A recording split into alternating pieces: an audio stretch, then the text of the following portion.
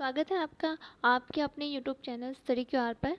तो आज हम पढ़ेंगे बंगाल में द्वैध शासन। इससे पहले के दो वीडियोस में हमने प्लासी का युद्ध देखा था और उसके बाद बक्सर का युद्ध देखा था। तो आज हम उससे आगे का पार्ट पढ़ेंगे, बंगाल में द्वैध शासन 1765 से 1772। तो 1765 में जो इलाहाबाद की संधि हुई थी उसे बंगाल के इतिहास में एक युगांतकारी घटना माना जाता है, क्योंकि इसने आने वाले सालों में उन प्रशासनिक परिवर्तनों की पृष्ठभूमि तैयार कर दी जिस पर ब्रिटिश प्रशासनिक व्यवस्था की आधारशिला रखी गई थी। नवाब की सत्ता का अंत हो गया। अब एक ऐसी व्यवस्था का जन्म हुआ जो शासन के उत्तरदायित्व से मुक्त थी। हम इसके अब आगे देखेंगे कि इसमें मुगल काल में प्रांतीय प्रशासन के स्तर पर दो अधिकारी होते थे। पहला दीवान, जो प्रांतीय राजस्व या वित्त व्यवस्था का प्रभारी होता था, जबकि सूबेदार या निजामत में जैसे सैन्य, पुलिस, प्रतिरक्षा, न्याय प्रशासन आदि का निष्पादन करता था। ये दोनों एक दूसरे के नियंत्रण में रहते थे और केंद्रीय मुगल शासन के प्रति ये दोनों उत्तरदायी थे। अब मुगल शाह आलम द्वितीय से अंग्रेज़ों ने बंगाल की दीवानी के अधिकार प्राप्त कर लिए थे। उन्होंने 53 लाख रुपए की रकम बंगाल के नवाब को देकर निजामत के अधिकार भी छीन लिए थे।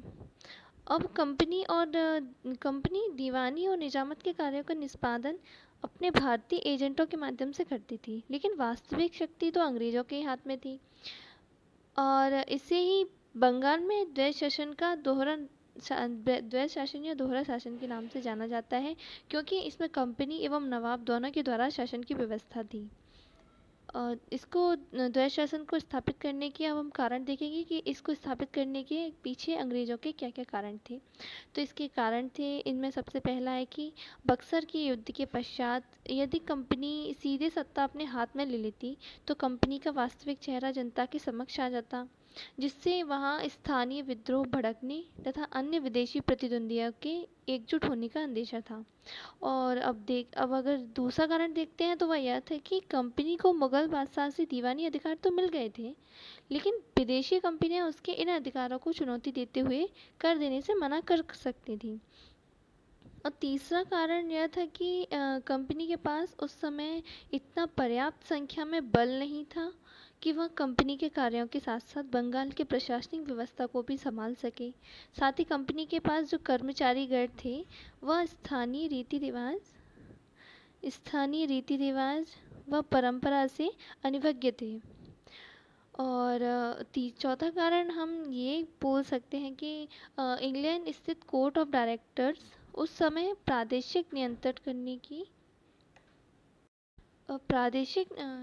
करने की अपेक्षा अधिक से अधिक आर्थिक लाभ की आकांक्षा रखते थे और प्रशासनिक उत्तरदायित्व लेने पर आर्थिक लाभ में कमी की संभावना थी।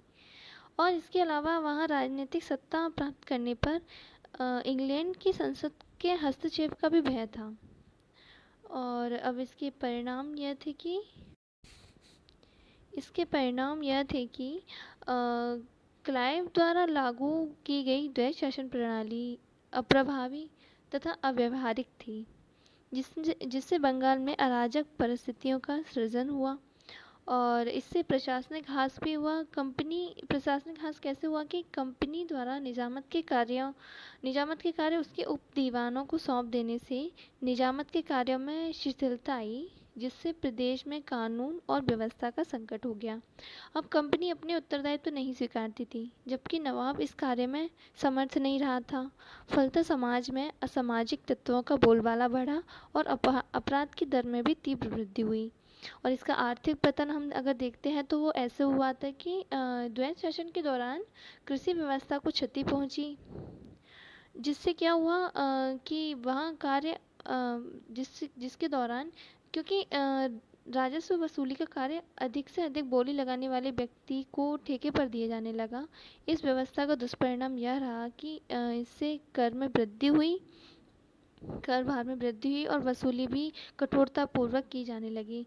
और वहीं दूसरी तरफ यह ठेकेदार कृषि विकास के लिए बिल्कुल भी इच्छुक नहीं थे। इस तरह कृषि की अवनति का इस तरह मतलब कृषि की जो अवनति का गंभीर प्रभाव हम देखते हैं वो 1770 के अकाल के दौरान देखा गया था, जिसमें बंगाल में जान माल की व्यापक हानि हुई थी। और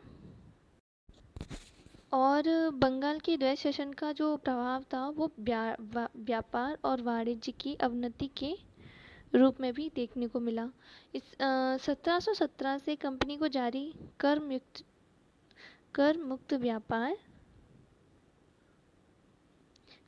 व्यापार व्यवस्था से कंपनी का बंगाल के व्यापार पर अधिकार हो गया, जिसमें बंगाल में द्वैत शासन की व्यवस्था के साथ ही वृद्धि होती गई।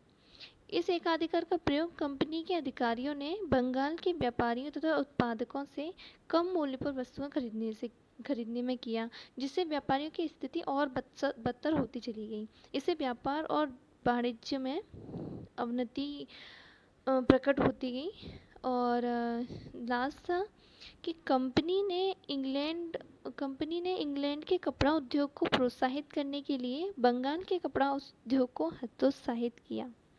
क्यों किया? क्योंकि हाँ, और रेशम उद्योग में बंगाल में कच्चे रेशम के उत्पादन को तो समर्थन दिया गया, लेकिन रेशम बुनने वाले जो कारीगर थे उनके कारीगरों को, और जो रेशम बुनने वाले जो कारीगर थे उन्हें कंपनी के साथ कार्य करने के लिए बाध्य किया गया। इसे हम ददनी प्रथा बोलते हैं। और इस उत्पीड़न से बचने के लिए जो कारीगर थे उन्होंने अपने अंगूठे तक कटवा लिए थे। कंपनी के व्यापार पर एकाधिकार बढ़ने से भारतीय उत्पादकों एवं शिल्पकारों के लिए कार्य करना अब लाभप्रद नहीं रह गया था, और इससे उत्पादन प्रक्रिया से दूर होकर सिर्फ मजदूर बनकर रह गए थे। इस तरह के वातावरण में बंगाली समाज का नैतिक पतन हुआ। अब वह अधिक कार्य करने की भावना से दूर होकर सिर्फ जीवन निर्वाह लायक कार्य करने पर ही केंद्रित हो गए, क्योंकि उन्हें अब किसी भी प्रकार के लाभ की प्रेरणा दिखाई नहीं देती थी। तो ये हमने आज बंगाल का द्वैत शासन था वो पढ़ा। अब हम इसके आगे हम पढ़ेंगे आगे की वीडियो में अब हम आंग्ल और मैसूर संबंध के बारे में पढ़ेंगे, जिसमें कैसे देखेंगे कि कैसे कैसे अंग्रेज़ों ने मैसूर पर अपना अधिग्रहण किया। तो प्लीज़ अगर आपको वीडियो पसंद आई हो तो हमारा चैनल सब्सक्राइब, लाइक, शेयर और कमेंट ज़रूर करें। Thank you.